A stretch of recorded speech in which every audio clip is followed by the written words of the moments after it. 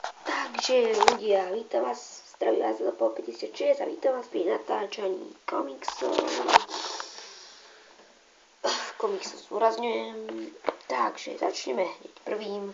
Red Robin. Takže tento komiks ma tu zaujal, ak poznáte hru Batman Arkham City alebo Origin, nie, Arkham City, tak tam máte, ak máte s bonusom, tak máte na výber aj tento charakter.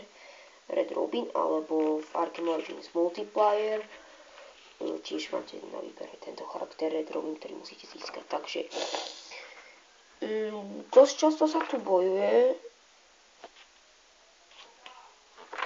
Komiks je si sa anglicky, o tom vôbec nevadilo. Starší, ale dobrý. Lucius Fox, Alfred.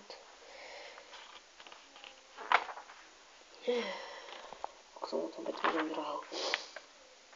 No, a nakoniec to skončilo tak, čo si môžete aj sami pozrieť, že nepoviem vám, ako to skončilo, aby ste si ten komiks mohli kúpiť, ale jednoducho títo chlapí majú schopnosť ovládať pavúkov, čiže aj tento obrovský je podľa mňa tohto výtvor, ale toto už nepísalo. A vlastne sa to stalo tak, že Robin nechal túto tam, to je Foxová ako sa povie, dcéra, bože môj, je to jeho dcéra a Red Robin tam vlastne nechal v tejto jaskyni, alebo čo je to, a teraz sa po ňu vrátil, aby ju zachránil a vidíte, že teraz nakoniec ona zachránila jeho. Rachel Q sa tu objaví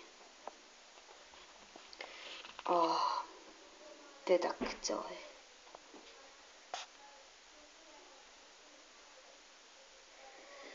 Čo by som chcel, tak to je tento komiks Blackest Night, kde sú vlastne všetci hrdinovia niečo skamenili? Neviem. No dobre, takže toto bol komiks Red Robin. Začneme komiksom number 2, tiež niečo podobné, Batman a Robin. Mám rád Batmanovské komiksy. Takže Red Hood, tento komiks o niečo horší. Viete, reklamy. Niečo, že Red Hood je vo väzení a je strašne uchytný a nakoniec z neho unikne. To je Batman a Robin. A endoví sirény. Sirény. Catwoman,